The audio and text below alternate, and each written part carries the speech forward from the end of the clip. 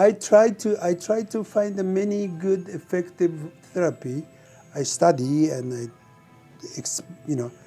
I tried by myself, but the biggest reason how to find out the kinesio tape, and I thought, so what is a good responding tool for pain is the pain locate.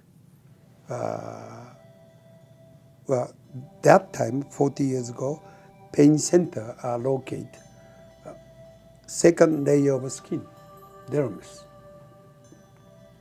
So if I can take care of those areas, that's what I thought, how to make a space in between muscle and skin, and that's what I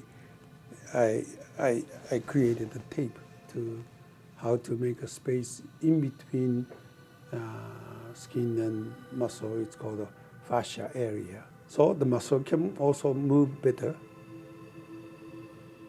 and also respond for the pain. But 15 years after I invented the kinesio tape, there are more aggressive type of pain. So I have to change to stimulate more superficial. And that's why I have to invent the EDF tape.